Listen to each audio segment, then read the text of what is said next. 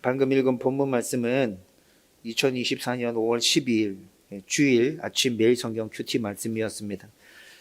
저의 개인적인 생각인데 세월이 갈수록 인생의 여러 문제에 대해서 대처하는 능력이 점점 떨어져 가고 있다는 생각을 하게 됩니다.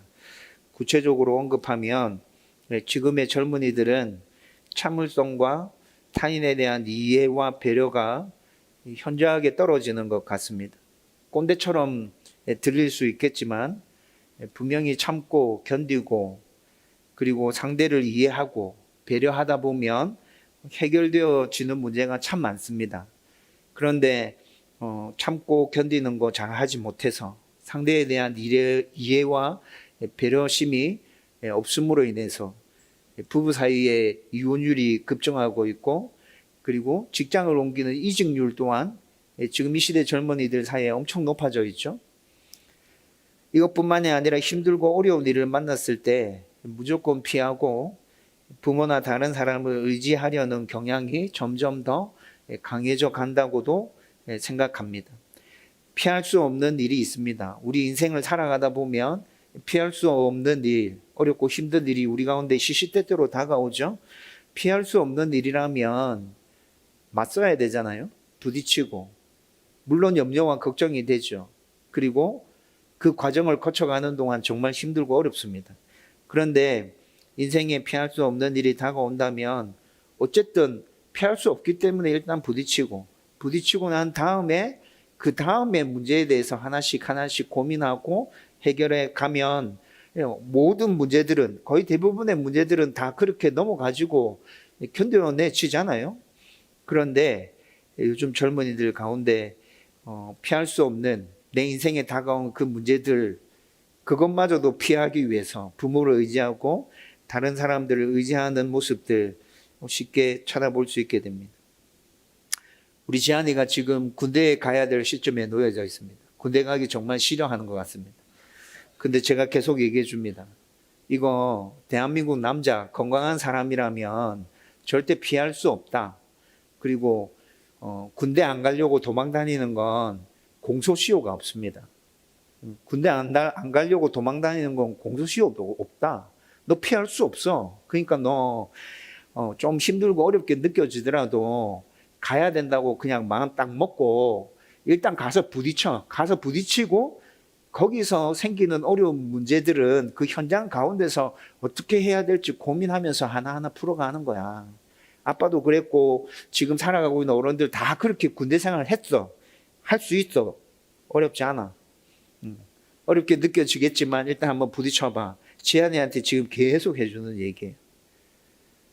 여러분들 생각은 어떠세요? 제가 지금 요즘 젊은이들 가운데 이런 생각들이 든다고 지금 좀 나누었는데 여러분들은 어떻게 생각하시는지요? 물론 이런 모습은 세상이 발전하면서 생기는 자연스러운 모습일 수도 있습니다. 옛날 우리가 살아갈 때는 조금 고생스러운 면들이 삶 속에서 있었죠. 근데 지금 아이들은 너무 편해지고 너무 좋은 환경 가운데서 그런 건 없이 살아가기 때문에 우리가 살았던 그 옛날의 생각들을 가지고 이렇게 얘기하는 것 분명히 아이들한테는 꼰대처럼 들릴 겁니다. 그런데 그렇다 하더라도 우리에게는 살아가면서 만나는 여러 가지 어려움들이 분명히 있습니다. 분명히 있고 그 문제를 해결할 수 있는 능력이 우리 안에 길러져야 돼요. 이거는 젊은이들도 마찬가지입니다. 젊은이들이라고 해서 문제가 안 생기는 게 아니잖아요. 각자의 삶이 여러 문제를 어떻게 해결하느냐에 따라서 달라진다고 말해도 저는 절대로 과언이 아니라 생각합니다. 모든 사람들 가운데 여러 가지 문제가 막 이렇게 다가오는데 그 문제를 어떻게 해결해 가느냐, 그거에 따라서 그 사람의 인생이 좌우될 수 있다는 것이죠. 여러분, 우리의 삶에서만 이런 모습들이 나타나는 게 아닙니다. 성경에서도 신구약 거 없이 다양한 문제의 상황들이 계속해서 등장하고 있거든요. 인간관계 문제 조금 구체적으로 나눠서 좀 살펴보면 인간관계 문제, 제일 처음에 인간관계 문제 언제 등장하죠? 아담과 하와 사이에 등장합니다. 아담과 하와 사이에 등장한 그 미묘한 신경전과 인간관계 문제들이 있습니다. 그것 말고 노골적으로 드러나는 인간관계 문제는 어디 나타나죠? 가인과 아벨이었습니다. 여러분, 가인과 아벨이 인간관계 문제를 아주 선명하게 우리 가운데 보여주고 있어요. 성경 시작되고 난 다음에 몇 장 넘어가지 않았는데 인간관계 문제가 떡하니 우리 가운데 나타납니다.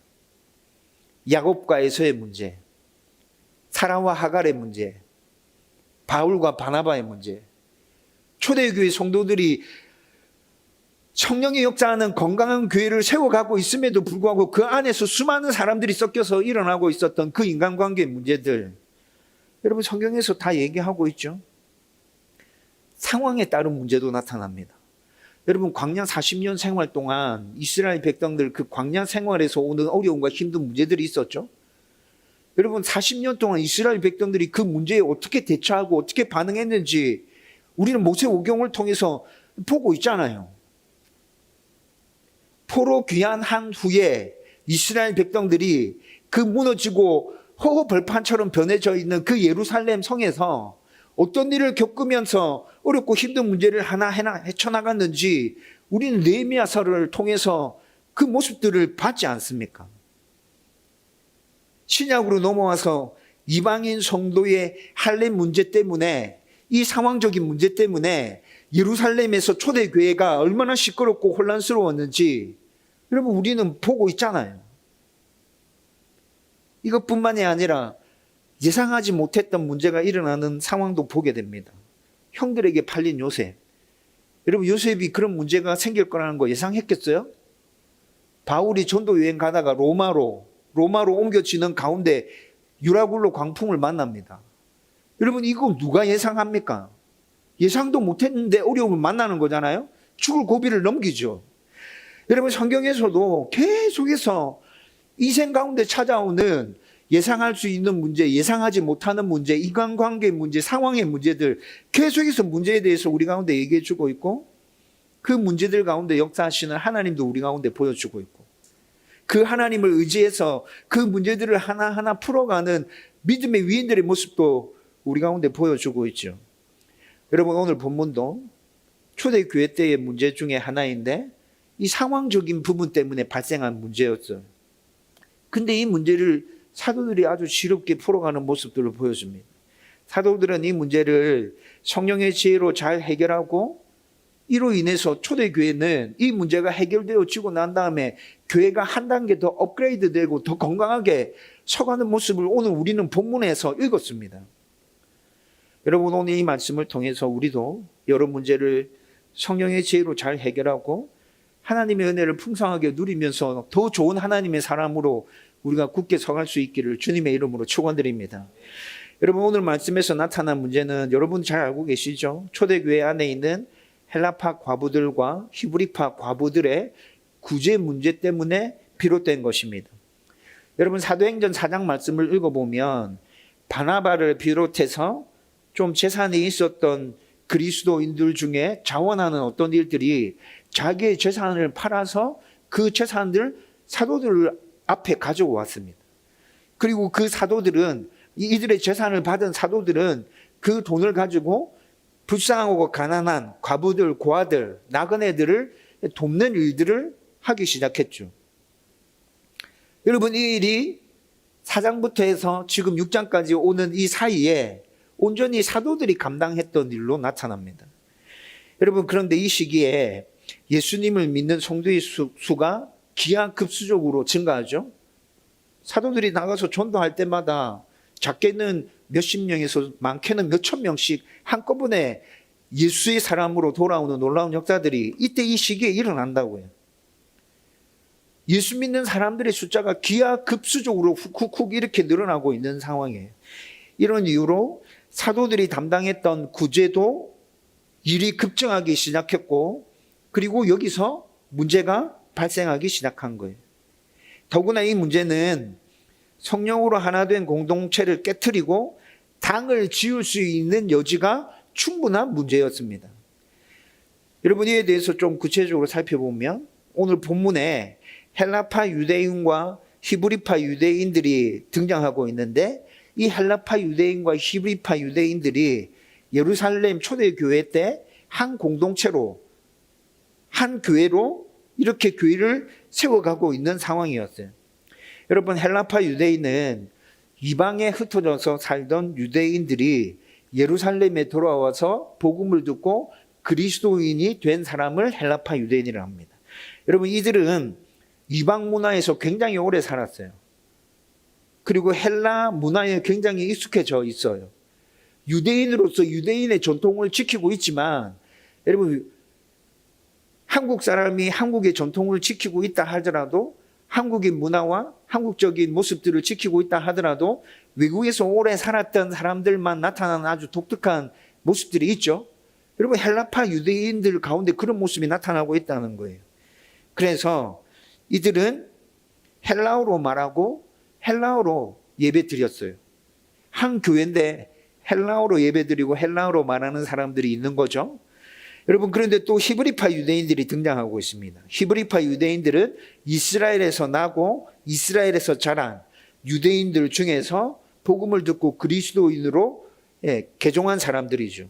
여러분, 이 사람들은 이스라엘을 떠났던 적이 없어요. 그냥 계속 이스라엘에서 쭉 살았던. 그래서 히브리의 문화와 히브리어가 아주 익숙한 사람들이죠. 그래서 이들은 히브리어로 말하고 히브리어로 예배드리는 거예요. 여러분, 예루살렘에서 시작된 초대교회는 이렇게 두 부류가 있었습니다. 여러분, 이 두 부류가 당을 짓고 있는 게 아니에요. 그냥 사용하는 언어에 따라서, 그리고 그들이 익숙한 문화에 따라서 여러분 이렇게 모여서 예배 드리고 있었다는 것이죠. 여러분, 그런데 초대교회가 시작될 때 우리가 알고 있는 것처럼 그때 그 당시 성도들은 성령 안에서 모두가 하나였지 않습니까? 네, 하나였고, 또 자원하는 이들은 재산까지도 다 팔아서 공동체를 위해서 함께 사용하고 공유하는 그런 모습이 초대교회 안에 나타나고 있었죠. 이런 모습들로 미루어 보아서 이들은 언어가 달랐고 예배를 따로 드리고 있었지만 분명히 한 공동체를 이루고 있는 그리스도인들이 많았어요. 한 공동체를 이루고 있었다고요. 그런데 성경의 가르침에 따라서 과부를 구제하는 일을 예루살렘 교회가 감당하고 있는데 그 일들을 함에 있어서 헬라파 과부들이 자주 빠지는 거예요. 이것은 초대교회의 전체적인 분위기를 고려해 봤을 때 당파의 문제가 아니라고 말씀드렸죠. 당이 있는 게 아니에요. 당이 있는 건 아닌데 행정적인 착오 때문에 생기는 문제인데, 그런데 어찌되었던 간에 이런 문제가 교회 안에 생겼고 성도들 안에 불평하는 사람들이 생겨났다는 것입니다. 여러분, 만약에 여러분들의 상상력을 동원해서 한번 생각해 보십시오. 만약에 이 문제를 잘못 처리하게 되면 어떻게 될까요?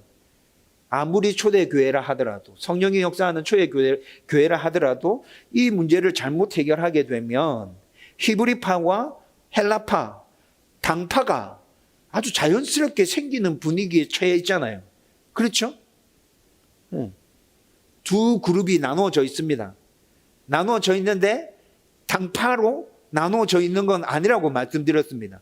그런데 만약에 이 문제를 잘못 처리하게 되면 나누어져 있는 두 그룹이 그냥 자연스럽게 당파로 귀착돼 버리는 것이죠. 여러분, 그런데 사도들이 이 문제를 대처하며 해결해 가는 과정들을 쭉 살펴보면 아주 현명하고 지혜로움을 발견하게 됩니다. 여러분, 오늘 우리가 읽었던 2절 말씀을 보면 먼저 사도들은 모든 제자들을 다 불렀다 했습니다. 여러분, 교회 안에 지금 이 문제가 딱 드러났습니다. 사도들이 인지했습니다. 인지했을 때 사도들이 첫 번째 부인 반응이 뭐예요? 모든 제자들을 다 불렀다 했습니다.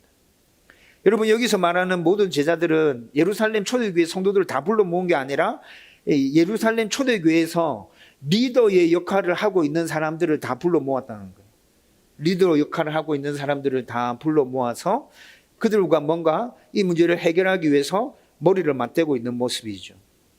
교회 안에서 생긴 문제를 초대교회 리더 그룹과 나누고 함께 공개적으로 처리해 가고 있는 거예요. 여러분, 이것은 통보가 아닙니다. 오늘 본문을 헬라어 원어로 살펴보면 여러분, 리더 그룹과 함께 문제가 어떤 것인지 함께 나누고 그 다음에 함께 고민해 간다 했을 때 통보의 성격을 띠는 방식도 있겠죠. 소수의 그룹이 결정하고 리더인 사람들을 불러 모아놓고 핵심적인 지금으로 얘기하면 한국교회 상황에서 얘기하면 당회에서 결정한 거 이렇게 결정했습니다. 리더에 있는 사람들한테 통보하고, 그러니까 이렇게 따라주시면 좋겠습니다. 이렇게 하는 것도 제자 그룹, 리더 그룹들에게 함께 나누고 함께 공유하는 것이 될 수 있습니다. 그런데 헬라어 원문을 읽어보면 이런 방식으로 공유한 것이 아닙니다. 그들 가운데 생긴 문제들을 리더들에게 자세히 설명했습니다. 그리고 함께 지혜를 모으며 의견을 나누었습니다. 여러분, 그런데 한글 성경의 오늘 본문은 사도들이 일방적으로 이 모든 일들을 결정해서 해결 방안을 제시하는 것처럼 오늘 성경이 우리 가운데 얘기해 주고 있거든요. 그런데 헬라어 원문에서는 함께 의논하고 함께 지혜를 모으고 함께 결정해 갔다는 것을 분명하게 드러내어서 보여주고 있어요.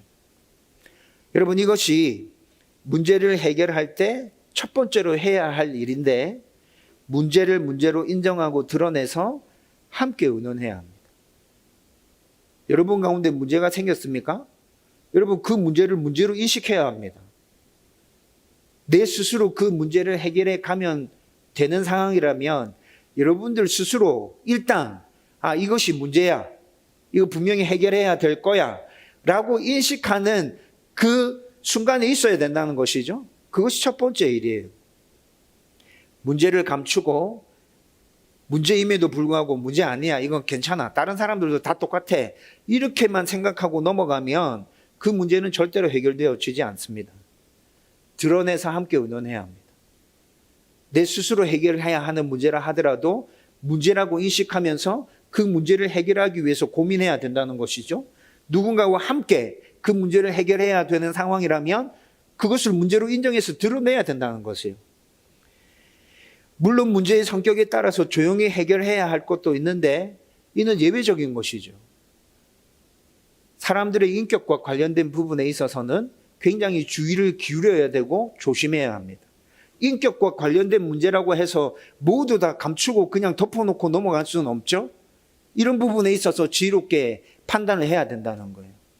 어떤 상황에서는 좀 조용히 문제를 처리하고 넘어가야 되는 상황일 수도 있고, 어떤 상황에서는 그 사람이 힘들고 공동체도 같이 힘들다 할지라도 문제를 드러내놓고 함께 의논해야 될 상황도 생길 수 있다는 것입니다.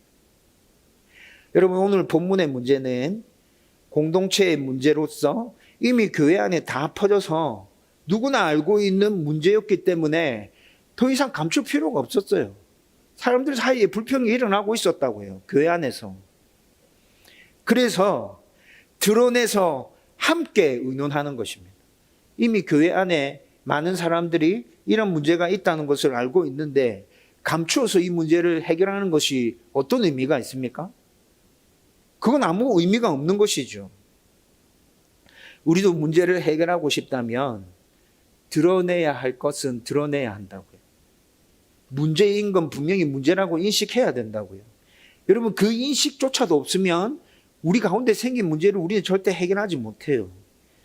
여기서 공동체와 개인의 문제를 어디까지 드러내고 함께 의논할 것인가에 대해서는 분명히 말씀드리는데 하나님의 지혜가 필요합니다.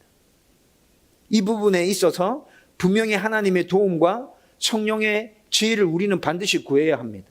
어디까지 드러내고 어디까지 함께 의논하면서 갈 것인가. 여러분, 이 부분에 있어서 교회 지도자들이 필요한 거예요. 담임 목사가 필요하고 당회가 필요하고 중직자들이 함께 의논할 수 있는 그런 모임들이 필요한 것이죠.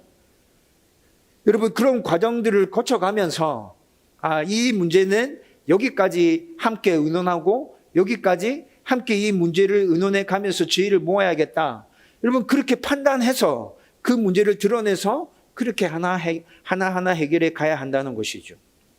두 번째로, 사도들은 문제의 핵심을 파악해서 드러난 문제가 아니라 드러나지 않은 핵심적인 문제를 수습해 갑니다.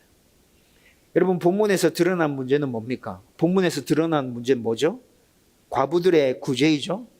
드러나지 않은 핵심적인 문제는 어떤 거예요? 사도들에게 일이 과부하가 걸린다는 겁니다. 사도들에게 일이 과부하가 걸리는 이게 핵심적인 문제인데, 실제로 드러난 거는, 교회 안에 문제로 드러난 모습은 어떤 모습으로 드러난다고요? 과부들의 구제 문제로 이 모습이 드러났다고요. 사도들이 우선해야 할 일은 바로 말씀을 가르치고 전하면서 공동체와 성도들을 위해서 기도하는 일입니다. 그런데 구제와 관련된 행정적인 일이 많아지므로 자기들의 본래 일에는 소홀하게 되었죠. 이뿐만이 아니라 행정적인 일도 너무 많아서 실수하게 되었고, 그래서 여러 가지 문제가 발생하는 상황에 이르게 된 거예요. 문제가 이런 부분 때문에 생겨났기 때문에 사도들은 근본적인 문제 해결 방안으로 구제의 일을 담당할 사람들을 따로 세우자고 제안합니다. 그리고 사도들은 4절 말씀, 오늘 우리가 읽었던 4절 말씀 보면 자신들의 본래 임무인 말씀과 기도에 전념하겠다고 그렇게 선언하고 있죠. 여기서 우리가 주목해야 할 것이 있는데, 사도의 임무와 구제를 담당할 이의 임무를 사도들은 지금 동등한 위치에 놓고 얘기하고 있다는 겁니다. 여러분, 이건 한글 성경에 또 나타나지 않죠? 여러분, 헬라어 성경으로 보면 이 부분이 분명하게 드러납니다. 여러분, 이것은 교회를 세워가는 데 있어서 아주 중요한 동력의 원리입니다. 사도들은 지금 그들이 감당해야 하는 말씀을 가르치고 전하면서 공동체와 성도들을 위해서 기도하는 일과 구제하는 이들이 담당할 가난하고 불쌍한 사람들을 돕는 일을 똑같은 위치에 두고 지금 이야기하고 있다고요. 하나님의 교회를 세우는 일은 아주 다양하며 모두 다 중요한 일입니다. 말씀이 기준이기 때문에 말씀 가르치고 전하는 일을 제일 앞에다 놓는 거예요. 제일 위에다 놓는 게 아닙니다. 말씀이 기준이기 때문에 말씀을 가르치고 설교하는 일을 제일 앞에다 놓는 거예요. 여러분, 생각 한번 해보십시오. 말씀을 가르치는 일들만 교회에서 일어나고 있어요. 설교하고 또 성경 공부하고 교리를 가르치고 이런 일들만 교회에서 계속 일어나고 있어요. 전도하고 구제하고 사람들 서로 섬기고 챙겨주고 돌봐주는 일은 교회에서 일어나지 않아요. 여러분, 그 교회 온전한 교회라고 말할 수 있나요? 그 교회는 온전한 교회가 아닌 것이죠. 여러분, 하나님께서 말씀하시는 온전한 교회는, 예수의 몸인 온전한 교회는 말씀의 온전한 선포와 가르침이 있음과 동시에 그와 더불어서 하나님의 몸을 건강하게 만들어 갈 수 있는 다양한 사역들도 동등한 위치에서 함께 행해져 가야 됩니다. 여러분, 그런데 방금 말씀드렸다시피 모든 사역과 모든 일들에 있어서 말씀이 기준이 되기 때문에 말씀이 어디에 놓여요? 제일 위에 놓여요? 아니요, 제일 앞에 놓인다고요. 여러분, 이렇게 가는 것인데 사도들이 지금 이 부분을 드러내서 성도들에게 가르치고 있다는 것이죠. 여러분, 특별히 고아와 과부를 돌보고 보살피라는 것은 구약시대 때부터 여러 차례 계속 반복돼서 선포된 말씀입니다. 따라서 교회가 고아와 과부를 돌보며 구제하는 일들은 아주 중요하게 생각하고 계속해서 행해야 되는 일들이죠. 사도들은 그들이 문제를 해결하기 위해 제안한 것 안에 이것까지 담아서 지금 성도들한테 가르치고 있는 거예요. 우리가 말씀을 가르치고 너희들을 위해서 기도하는 거, 이것이 제일 중요한 일이 아니라, 이것도 중요한 일이지만 구제하고 사람들을 섬기는 일들도 같이 중요해. 똑같은 위치야. 여러분, 이것까지 말하면서 이 문제를 해결해 가고 있다는 거예요. 다시 쉽게 말씀드리면, 말씀을 기준으로 문제의 핵심을 파악하고 말씀에 따라 다른 부분들과 조화롭게 그 문제를 지금 해결해 가고 있는 것이죠. 인생의 문제도 드러난 문제보다 감추어진 핵심을 파악하고 그 문제를 다른 부분들과 조화롭게 해결해 가야 합니다. 이것이 문제이기 때문에 당장 이것만 해결하면 돼. 여러분, 그렇게 생각하고 문제를 해결하면 하나가 해결되어지고 난 다음에 또 다른 문제가 튀어나온다고요. 그리고 이렇게 문제를 파악하고 해결해 가는 과정의 기준은 하나님의 말씀이라는 것을 절대 잊어버리면 안 됩니다.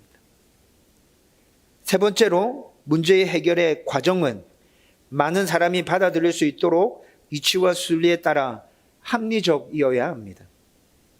5절 말씀을 보면 문제의 해결 방안으로 성도들은 성령과 지혜가 충만하여 칭찬받는 7사람을 택하고 있습니다. 여러분, 이들이 뽑은 7명의 사람은 신앙 경력이나 나이, 학력, 파벌 등을 보고 뽑은 것이 아닙니다. 평상시에 말씀을 많이 알고 있는 사람, 기도 열심히 하는 사람, 봉사 많이 하는 사람, 훈련을 코스별로 단계적으로 제대로 받은 사람, 여러분 이런 사람을 뽑은 게 아니라고 지금 성경이 분명히 얘기하고 있죠. 이들이 뽑힌 기준은 믿음과 성령과 지혜가 충만하여 많은 사람으로부터 칭찬받는 자라고 분명히 말씀에서 이야기하고 있어요. 여러분, 이 기준은 좀 모호해 보이기도 합니다. 그런데 초대교회가 어떤 교회였는지 머릿속에 한번 다시 기억해 보십시오. 초대교회는 성령이 강력하게 임재하시는, 성령이 운행하는 교회였고, 그리고 그때 그 당시에 성도들도 성도답기 위해서 정말 최선을 다해서 노력하고 있는 성도들이었다고요. 여러분, 그런 성도들이 모인 교회라면, 여러분 이런 기준이 제시됐을 때 이 사람들이 정말 이 기준에 따라서 사람을 뽑았을까요? 저는 충분히 그랬다고 봅니다. 믿음이 좋은 사람, 성령이 충만한 사람, 지혜가 있는 사람, 많은 사람들로부터 칭찬받는 사람. 기준이 모호한 것 같지만 초대교회 성도들이라면 이 기준을 가지고 정말 합당한 사람들 뽑을 수 있었을 것 같아요. 그래서 헬라파 유대인과 히브리파 유대인들을 섞어서 뽑았어요. 그런데 7명 중에 한 4명, 3명 이렇게 해서 헬라파 유대인들을 조금 더 많이 뽑았을 것이라고 학자들은 그렇게 추측합니다. 여러분, 지금 본문에서 다루고 있는 이 문제가 왜 생겨난 거죠? 헬라파 과부들이 구제에서 잘 빠지기 때문에 생겨난 문제이잖아요. 그러면 이 문제를 해결하기 위해서 이 문제를 감당할 수 있는 집사들을 뽑는데, 헬라파 집사들을 조금 더 많이 뽑는 것은 지극히 합리적이고 당연한 일이죠. 여러분, 그런데 오늘 우리가 읽은 본문에서 이 문제를 해결해 가는 사람을 뽑는 그 과정 중에 유대교회에 입교했던 안디옥 사람 니골라가 등장하고 있는데, 이 니골라가 좀 특이합니다. 안디옥 사람 니골라는 이방인이었습니다. 이방인이었는데 오래전에 유대교회에 입교했다가 유대교에서 다시 기독교로 개종한 인물이 니골라입니다. 여러분, 이 당시에는 이방인이었는데, 이스라엘 백성이 아닌데, 유대인이 아닌데 유대교의 신앙이 아주 괜찮아 보여서 할례를 받고 유대교로 개종하는 이방인들이 꽤 있었습니다. 니골라도 그들 중에 한 사람이었다는 것이죠. 니골라도 그렇게 이방인인데 유대교로 개종한 사람 중에 한 사람이었고, 이 니골라가 오순절 성령 강림의 사건이 있을 때 예루살렘에 있었고, 그때 베드로가 설교하는 설교를 듣고 회심했을 것이라 학자들은 추측합니다. 여러분, 그렇다면 한번 생각해 보십시오. 니골라가 지금 7 집사 중에 한 사람으로 뽑혔는데 니골라가 낄 만한 당파가 있습니까? 여러분, 앞에서 헬라파 유대인들, 히브리파 유대인들 말씀드렸잖아요. 여러분, 헬라파 유대인들은 유대인들입니다. 히브리파 유대인들도 유대인들입니다. 그런데 니골라는 지금 유대인이 아니라 이방인인데 유대교로 개종한 사람이라 그랬죠. 여러분, 니골라가 만약에 당파적으로 봤을 때 어디 껴야 되는 거예요? 낄 데가 없는 것이죠. 낄 데가 없어요. 신앙 경력이 어땠을까요? 니골라? 신앙 경력이 어땠을까요? 경력으로만 놓고 본다면 굉장히 짧았을 거예요. 학자들이 추측하기로는 말씀드렸잖아요. 예루살렘 성령 강림절 그때 베드로가 하는 설교를 듣고 회심했을 거라 추측이 된다고요. 여러분, 그러면 니골라의 신앙 경력, 기독교인으로서의 신앙 경력도 굉장히 짧습니다. 교회 안에 인맥이 있을까요? 니굴라 교회 안에 인맥 있겠습니까? 혈연이 있겠습니까? 없지요. 니굴라에게서 이런 것들 찾아볼 만한 거 예루살렘 교회 안에는 아무것도 없었다고요. 여러분, 그런데 니굴라가 7 집사 중에 한 사람으로 뽑혔습니다.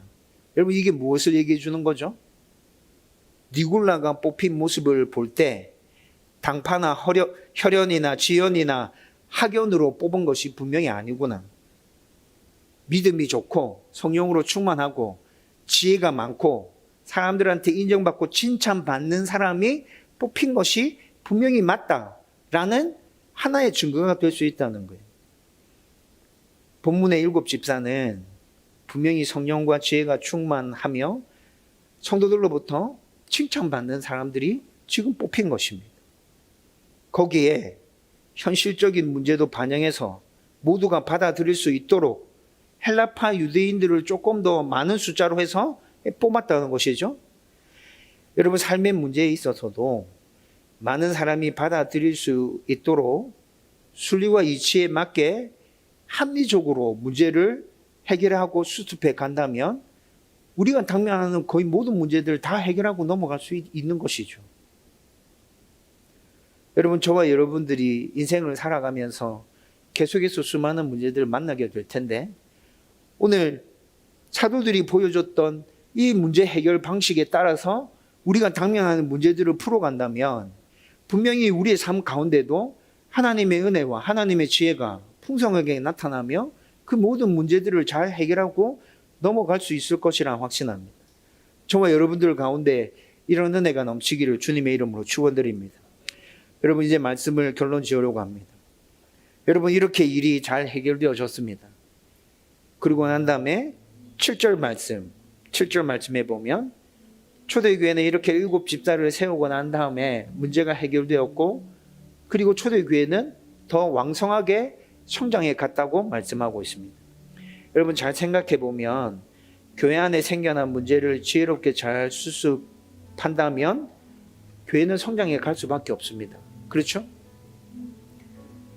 예수 안에서 하나 된 성도들이 각자 자기 일에 최선을 다할 때 문제를 지혜롭게 잘 해결할 때 교회와 성도의 건강한 성장은 너무나도 당연한 거 아닌가요? 여러분, 그런데 7절 말씀에서 허다한 제사장의 무리도 이 도에 복종하니라고 말씀하고 있습니다.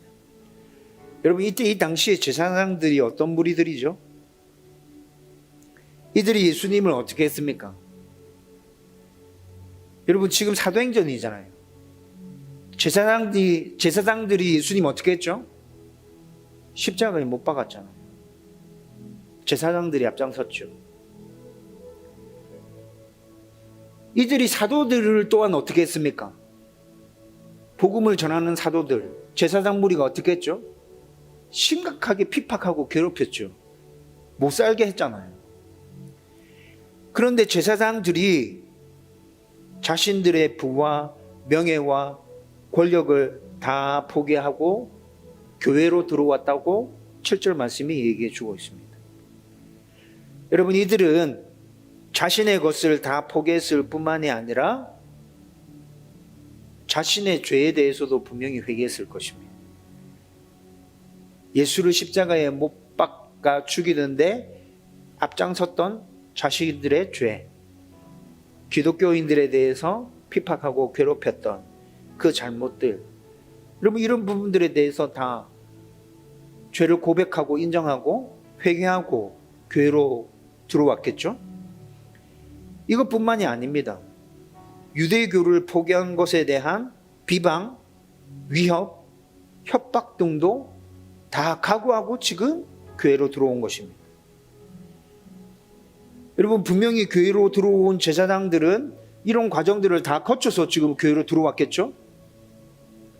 무엇이 이들을 이렇게 만들었을까요? 무엇이 이들을 이렇게 만들었을까요?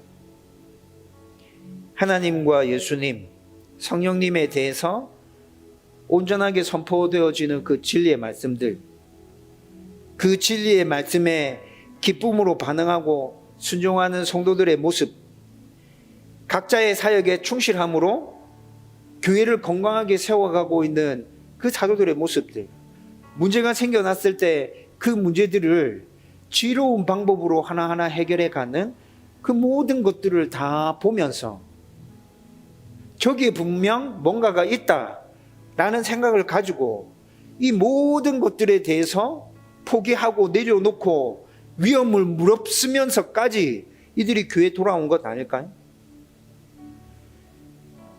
저와 여러분들이 하나님의 말씀을 붙들고 정말 최선을 다해서 몸부림치며 살아간다면, 그리고 우리 인생에서 생겨나는 그 모든 문제들에 대해서 하나님의 은혜와 지혜를 가지고 지혜롭게 그 문제들을 잘 풀어간다면, 우리를 바라보고 있는 수많은 사람들도 우리의 모습을 통해서 이렇게 교회로 돌아오는 역사 분명히 생길 수 있다는 그런 생각을 저는 가지고 있습니다.